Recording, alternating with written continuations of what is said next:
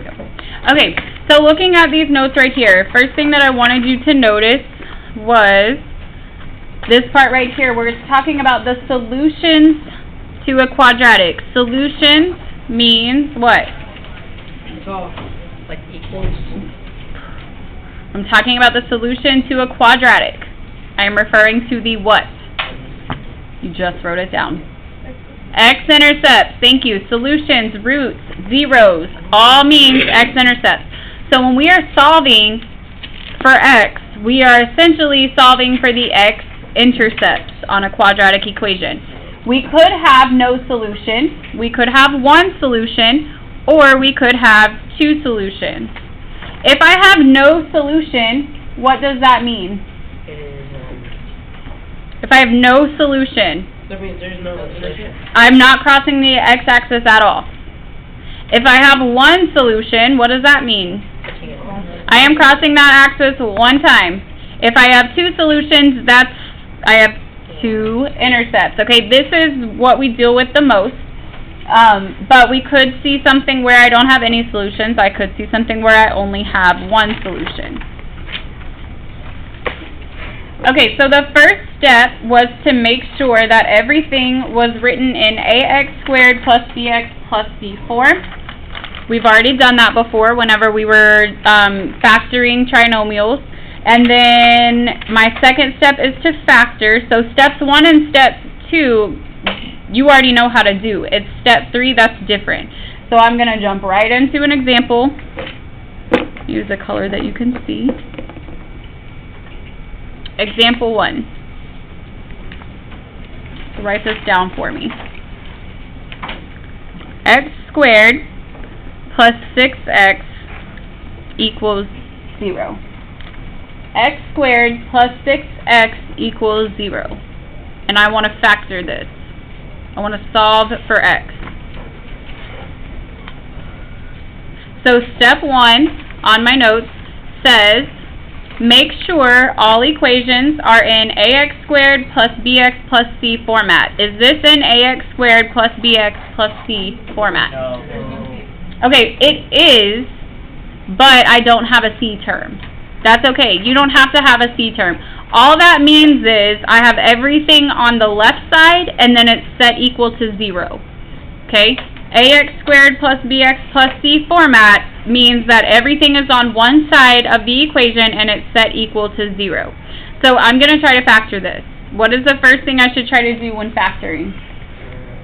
Look for a greatest common factor. Look for a GCF. So, do I have a GCF between x squared and 6x? No. No. I see something that I can pull from x squared and 6x. 1. Oh. X squared and 6x. X squared and 6x. I can pull an x term. Oh. So I pull the x out and I make my parentheses. We did this a long time, well, I say a long time ago, it was right before spring break. Once I pull this out, outside of the parentheses, I start dividing. X squared divided by x is x. 6x divided by 6 is a positive 6, so plus 6 equals 0. Okay, so I do have two factors here. Step 3 says set each factor equal to 0 and solve for x. I have two factors here. My first factor is x. What is my second factor? 6. No. X. X plus 6. My two factors are x and x plus 6. So I'm going to do what step 3 in my notes told me to do, and that was to set each factor equal to 0. So x equals 0, that's one factor, and x plus 6 equals 0, that's my other factor. So step 3 says set each factor equal to 0 and then what? Solve for x. Solve for x. So go to your first factor, solve for x. X is 0. It's already solved. So one of my answers is 0, meaning it crosses the the x-axis at 0. Yes. The origin, yeah. And then x plus 6 equals 0. Solve that for x. How do you solve this for x? Minus 6. Subtract 6. Same thing. Subtract 6. X equals -6. X equals 0 minus -6 is -6. So, there you go. You solved your first quadratic. All we had to do was get rid of that x squared term. How did we get rid of that x squared term? By greatest common factor. Factoring. Okay, we don't like this x squared term, so we're going to get rid of it by factoring because I know how to solve equations when there's only one x, not x squared. I know how to solve it with an x, so that's what I want to make it look like. So I factored it, I set both factors equal to 0, and I solved for x. Let's try another one. Example 2. So that's just our answer at first, x equals 0, x equals 0. Yeah. You'll see how it looks when it's tested later. I got to show you there's like a couple different methods that we have to learn how to solve. Because we learned whenever we first learned how to factor, remember how some things it would say like not factorable? We couldn't factor them? So we have to come up with we have another way to solve it if they can't be factored. Alright, let's look at example 2. I'm going to put x squared plus 64 equals 16x. X squared plus 64 equals 16x.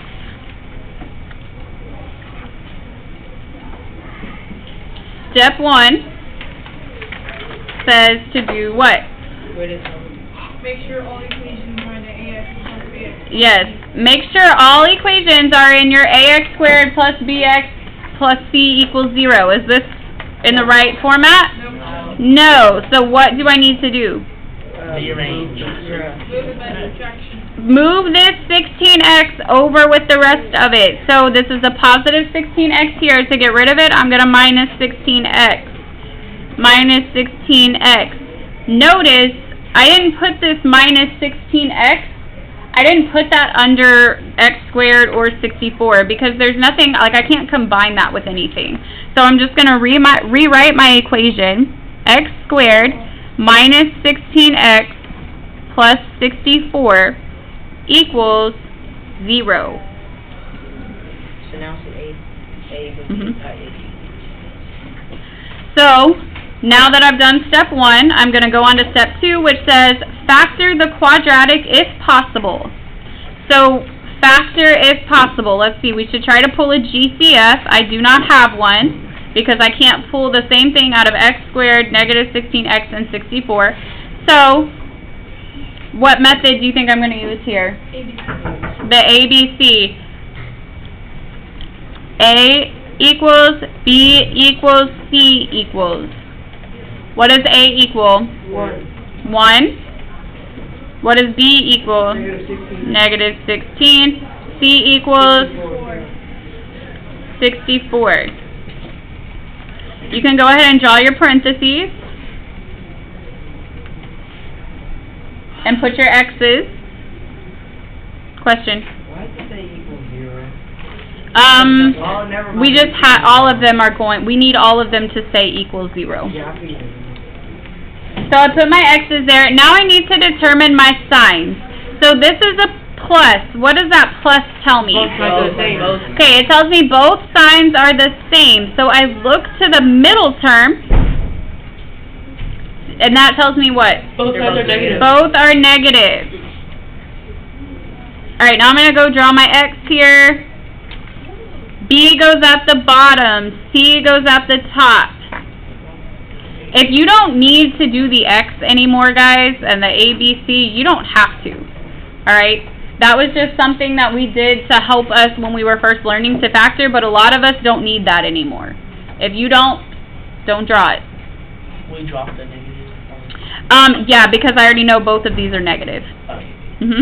So I asked myself, what are the factors of 64 that when I add them, I get 16? 8. 8 and 8. What are the factors of 64 that when I add them, I get 16? They are 8 and 8. And I don't have to worry about the signs because I know that they're both negative. So that takes care of step 2 right there. Factor the quadratic if possible. We factored it. Huh? Step 3 is set each factor equal to 0 and solve for x. Well, what do you notice about my factors? They're the same. They're the same, so whenever I solve for x, wouldn't I get the same answer? Yeah. How many solutions does this have? One. It's going to have one solution. Here's why it's going to have one solution. If I set x minus 8 equal to 0, and I solve for x, what do I get? X equals 8. X equals 8. That's one of my answers. Okay, whenever I do x minus 8 equals 0 and I solve for x, what am I going to get? 8. X equals 8. It's not going to, it's only going to have one solution here. 8 is the same thing as 8. So this only has one solution. That's okay. It's allowed to just have one solution. We talked about that. It's allowed to just have one. Question. If one of the 8's is positive, there's going to be 2. Like, If this said x minus 8, x plus 8, yes, I would have two solutions. like the U? Yep. Yeah. Okay. Okay, let's do another one. Example 3.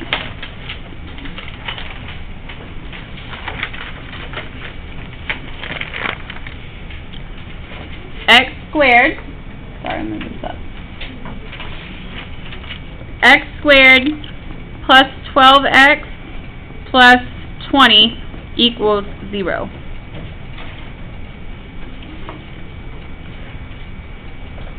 So I want to solve for x. It has an x squared term on there, and I don't like that. So I want to get rid of that x squared term, and I do that by what? ABC. Well, factoring it. Yes, I do that by factoring it. So, do you have a GCF between x squared, 12x, and 20? No. No, you don't. It's not x because I don't have an x here. It's not 4 because I can't pull a 4 out of this one. So there's no GCF, so I'm going to try ABC. A equals 1. B equals 12. C equals 20. You can go draw your parentheses and put your x's in there. Now I need to determine the signs. They're the same. The last sign tells me that they're both the same. The one in the middle tells me that they're both positive.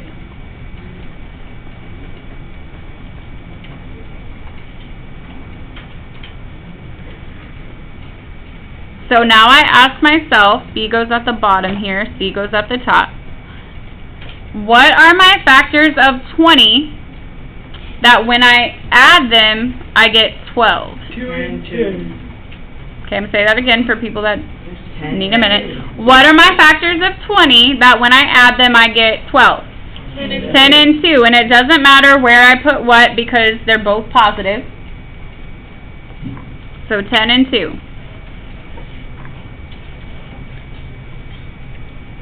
Yes. Where would you put them if, like, one of them was negative, like on the... Well, that doesn't matter. Oh. On the x's, where you put them, it doesn't matter. It matters in here. If one was positive and one was negative, you would have to remember how to determine whether the bigger one was positive or negative. What do I do next? Solve for x. So I set both of them equal to 0. And I solve for x. So x plus 10 equals 0. What does x have to be? 10. X plus 10 equals 0. It's negative 10 because you have to solve by moving this minus 10. That's going to cancel. So one of my solutions is negative 10. Hold on one second. Minus 2. My other solution is x equals Negative 2. negative 2. Those are my two solutions to that quadratic.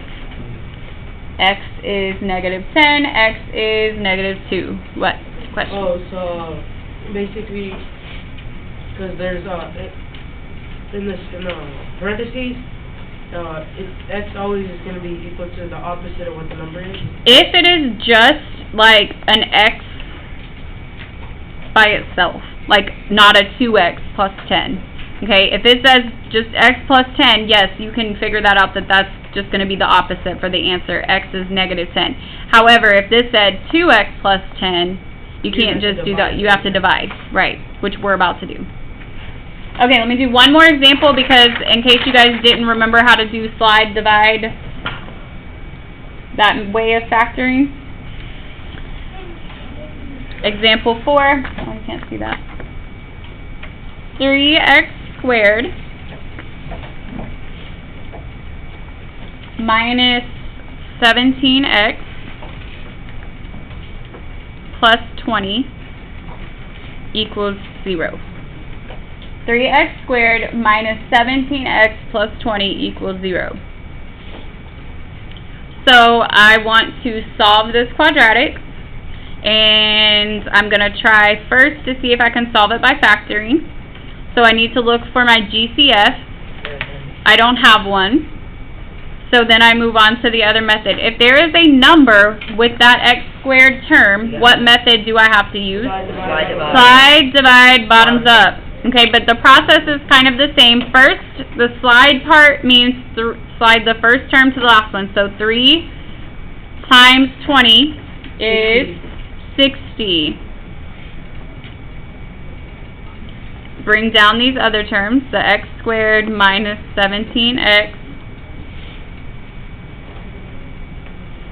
Now I factor this like normal. A equals B equals C equals A equals what? 1. After I slide, it's A equals 1. B equals negative 17. C equals 60. So draw your parentheses. And put your x's there. What are my signs? Both negative. They're both negative. If you look at the last sign, that tells you if they're the same or different. This plus tells me that they are the same. This last, or the one in the middle, tells me that those signs are both negative. So minus, minus. Draw the x. B goes at the bottom. C goes at the top. So I ask myself, what are the factors of 60 that when I add them, I get 17? 12 and 5. Good. What are the factors of 60 that when I add them, I get 17? It's 12 and 5. Now, if you don't know your multiplication facts off the top of your head like that, you could always go into y equals, type in 60 divided by x, and pull up your table and look at your factors. So 12 and 5, it doesn't matter where I put these because they're both negative. Once I do this, what do I do? Yeah, divide by 3. Yes, good. Remember, do not forget, at this point, this is slide divide. So I did the slide part. Now I got to do the divide part, which means divide by your original A term. So I'm going to divide by 3. Divide by 3. Multiply with 3 is 4. What do I do next? X minus 4. Okay, well, hold on. Where are you getting that? 12 goes into 3 fourths. Okay, so you simplify. When you divide, after you divide, this is where you have to simplify. So 12 over 3 simplifies to 4 over 1. 5 over 3 does not simplify, so you just leave it like that. Now here's the bottoms up part. So the denominator, I don't know, just keep it moving. The denominator goes right here. We're good. I'm still recording here. Okay. The denominator goes here. The denominator goes here. So x minus 4 and 3x minus 5. X minus 4, 3x minus 5.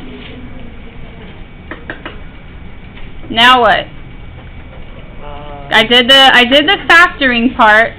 Change it to 0. The last step right here, the new step for today is after I factor, now I'm going to set this equal to 0. 3x minus 5 equals 0.